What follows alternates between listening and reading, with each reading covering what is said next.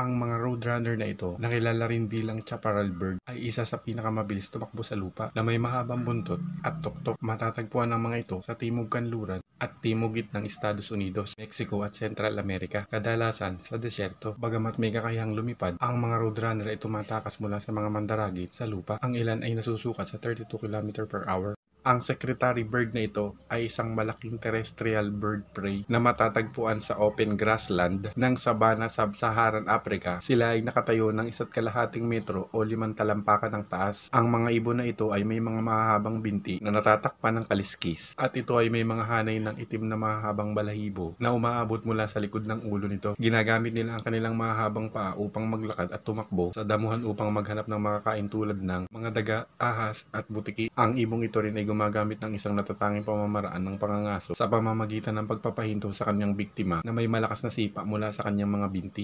Ang mga ring-tailed lemur na ito ay mga omnivore na may dieta ng pagkain na kinabibilangan ng prutas, dahon at mga insekto. Nakikipag-usap sila gamit ang iba't ibang vocalization. Ang kanilang kakaibang kulay ay nagsisilbi sa iba't ibang layunin kabilang ang camouflage. Gaano kadalas nagbabago ng shell ang hermit crab? Hindi tulad ng mga snails, ang mga hermit crab ay hindi gumagawa ng kanilang sariling shell. Sa halip, gumagamit sila ng inabandonang shell na gawa ng ibang hayop gaya ng marine snail. Ang mga hermit crab ay may marupok na exoskeleton kaya kailangan nila ng shell para sa proteksyon. Ang mga ito ay may malalakas na binti at hugis kawit na buntot na tumutulong sa kanila na kumapit sa kanilang shell. Habang lumalaki ang isang hermit crab, dapat itong makahanap ng isang bagong malaking shell. Ang isang hermit crab ay karaniwang nagpapalit ng shell tuwing 12 hanggang 18 buwan. Tumatawa ba ang mga hyena? Ang mga batik-batik na hyenang ito ay kilala sa kanilang tawa at hagik. Ang mga ingay nito ay tulad ng pagtawa ng tao. Ang vocalization ng pagtawa ay isang serye ng mga maiikling tunog na hagik-gik na may mataas na tono. Ang ibig sabihin ng mga ito, ang mga hyena ay karaniwang gumagawa ng mga tumatawa kapag sila'y pinagbabantaan o inaatake. Ang isang hyena ay maaari ring gumawa ng tawa tulad ng tunog kapag ito'y bigo. Babae talaga ang Santa's reindeer. Ang parehong lalaki at babaeng reindeer ay lumalaki ang mga sungay, ngunit natatanggal nila ang mga ito sa iba't ibang panahon. Ang mga lalaki ay nagtatanggal ng kanilang sungay sa huling bahagi ng taglagas na karaniwan ay bandang Nobyembre na wala silang sungay hanggang sa susunod na tagsibol. Ngunit pinananatili ng mga babae ang kanilang mga sungay sa taglamig. Hindi sila natatanggalan hanggang Mayo pagkatapos manganak. Kaya ang iyong antlered reindeer na humihila sa Santa's sleigh sa bisperas ng Pasko ay isa silang malakas at mabangis na babaeng reindeer. Bakit lumilipad ang mga gansa sa formation na hugis B? Lumilipad ang mga migratoryong gansa sa isang B formation upang bawasan ang resistensya ng hangin at makatipid ng enerhiya. Kapag ang isang gansa ay nagpakpak ng kanyang mga pakpak, lumilikha ito ng isang maliit na pag-angat ng hangin na nakikinabang sa ibong lumilipad sa likod nito. Nagbibigay daan ito sa mga sumusunod na gansa na makatipid ng enerhiya habang lumilipad. Ipinapakita ng mga pag-aaral na ang paglipad ng B-shape ay maaaring tumaas ang hanay ng mga gansa ng hanggang 70% kumpara sa paglipad ng solo.